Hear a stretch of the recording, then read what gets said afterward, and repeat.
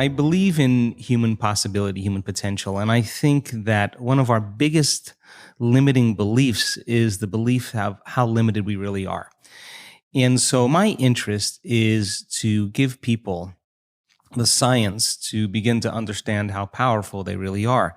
And I think that science really is the language that does that really well. And the new sciences like quantum physics and neuroplasticity, neuroscience, neuroendocrinology, psychoneuroimmunology, the mind-body connection, epigenetics, all of those sciences point the finger at possibilities. So I want to create a language for people from a philosophical or theoretical standpoint for them to begin to understand what's possible. But then I want to be able to have those people begin to wire that information in their brain completely, because learning is making new connections, right, in the brain. But remembering is maintaining and sustaining those connections. And it's so much easier to lose our vision than to remember it, right? So then we have to begin to hardwire the brain or install the neurological hardware in preparation for an experience. So the more people understand what they're doing and why, then the how gets easier. So I want to then set up the conditions in an environment, in a workshop where people can begin to apply or personalize what they learn so that they can have an experience. An experience then further enriches the brain. But the prize of an experience is an emotion.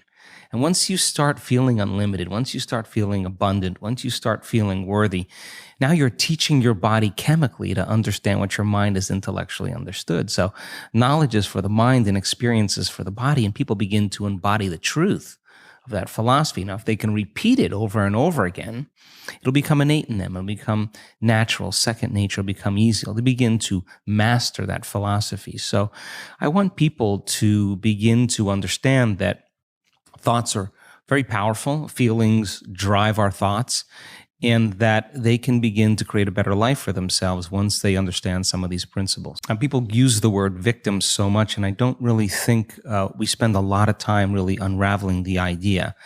But if I said to you, Jay, how are you doing today? And you said, well, I'm really upset because of this person or this circumstance or this condition in my life, then what we're saying, this is not conscious.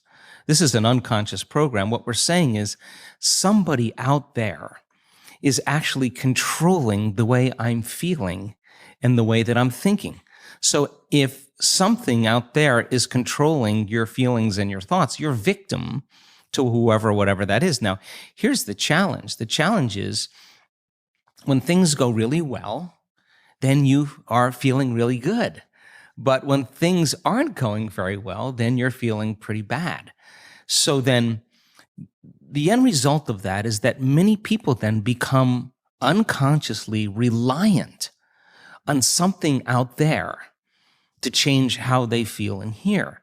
But if they don't understand that they're creating reality all the time and they're living in lack, in unworthiness, in separation for their whole entire life, waiting for the event to happen to take away their lack or emptiness, well, they'll spend their whole entire life wishing, wanting, waiting, hoping. And so then that creates further separation from things changing. So then the idea then is to turn that battleship around. Is it possible then that the way you think and the way you feel can begin to produce effects in your outer world? Now, that isn't something that you swallow in one bite. It's a process of gaining knowledge. It's a process of practice. It's a process of experience. But once you start seeing those synchronicities, those coincidences, those opportunities that start to fall into place because you're experiencing change in your outer world, if you're doing the work, you're going to start paying attention to what you're doing inside of you that's producing the effect outside of you. And once you correlate the changes of what you're doing inside of you with the effect you produced outside of you, you're going to pay attention to what you did and you're going to do it again. And all of a sudden, you're going to start believing more that you're the creator of your life and less of the victim of your life. So if your thoughts and feelings somehow have an effect on your outer world and you're reacting to the same people at the same place at the same time in the same circumstances, then you're actually reaffirming the same reality because you're thinking equal to everything that you know. So that in order to change that, we have to begin to be greater than our environment. And being is how we think and feel. So when people begin to practice this, they're not so quick to give their power away to the person or condition in their life, because the stronger the emotion you feel from some problem or condition in your life, the more altered you feel inside of you, the more you pay attention to the cause. Well, where you place your attention is where you place your energy. So you're giving your life force, you're giving your energy away to that person or problem that you could be using to heal, that you could be using to create a new future. So then teaching people then how to self-regulate and find the present moment and settle their body down from those unconscious programs or those emotions that they're conditioned to. That's the work. And so then when you start lowering the volume to those emotions and you're doing the work and mastering yourself in some way, as you begin to change your emotional state, you're not going to be thinking about that person or problem, and you're going to begin to take your power back. And it literally begins to build a person's own electromagnetic field. Now they have energy to heal. They have energy to create a new future. Well, first of all, 15, 20 years ago, everybody wanted to stay in the philosophical realm. Nobody wanted to do anything with it. But this is a time in history where it's not enough to know.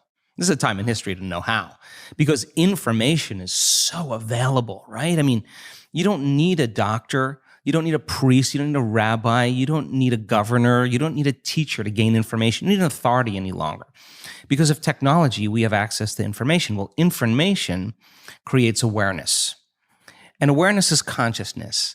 And you can't have consciousness without energy. So people are beginning to wake up with a greater level of awareness of what's possible. So 15 years ago, 20 years ago, 10 years ago, I walked out and there was always a little resistance. But now people are coming because they want to actually experience the truth of it. So that makes my job easier because I can just walk out and just fire away because people are prepared, they're informed, they're ready. So anything that's not consistent with that energy or that level of awareness, those paradigms are beginning to break down. Whether it's education, whether it's religion, whether it's politics, economics, the environment, the medical model, everything's collapsing because people are informed. So I love that idea because when people show up and they say, well, listen, I understand that I have a health condition. I understand that it's taken me 10 years of being unhappy, 10 years of living in stress, 10 years of living in fear, that's actually begin to signal or select and instruct the gene that creates the disease. Well, it may take me some time then to unlearn that process, to break that conditioning process. So there's a practical understanding now. But something amazing has happened. I mean, we've spent over 10 years doing very advanced scientific studies. We've done over 8,500 brain scans. We've measured so many thousands of hearts, because if you're going to create a new future, it requires a clear intention and elevated emotion. Well, let's train our people how to create really, really high-level brain coherence and really, really, really self-regulating heart coherence. Why? Because if you're going to believe in that future that you're creating with all of your heart, it better be opened and activated, and you better know how to do that, and you better understand the science of what happens.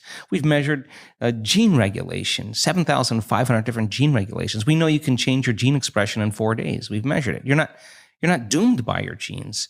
You're your own genetic engineer. That you can lengthen your life. And we've seen telomeres actually lengthen 60 days of meditation. That you add days to your life. You're changing your genetic future. That you can strengthen your immune system by thought alone. That's the evidence from the scientific perspective. And people love the evidence because they start to see that's possible. You're not going to find that in a pharmaceutical commercial. You're not going to find that out there in the world. You got to really be hungry and look for it.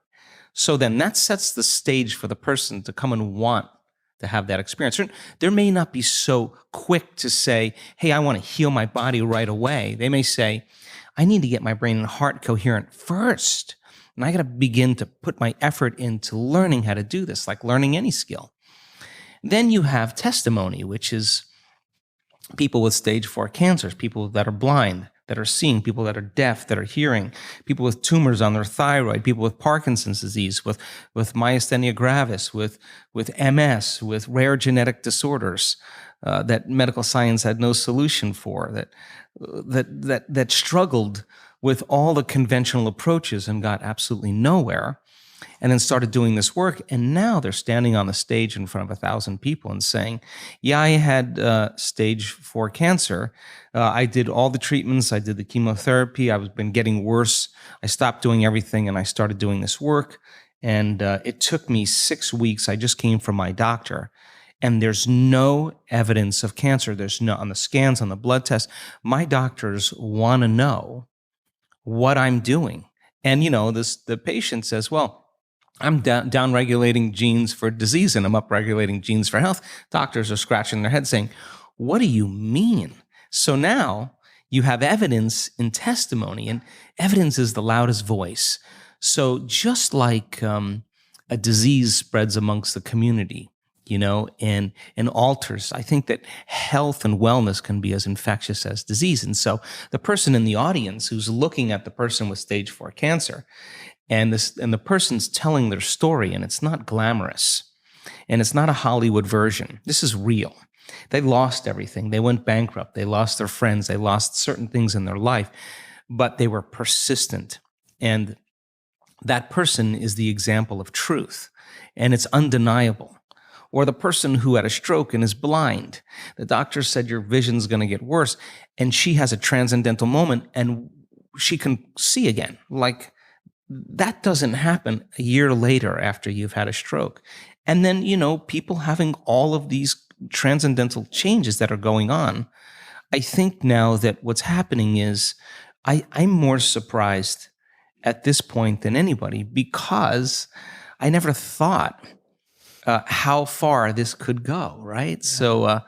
So I'm super happy. I'm overjoyed with what's taking place, and I think we've kind of pierced that 4-minute mile. Like, once you break that veneer, right, in consciousness, then other people can do it. And I think there's strong footprints in consciousness in the quantum field. I think there's evidence in 3-dimensional reality, and it's an important time for us to wake up to our own personal abilities.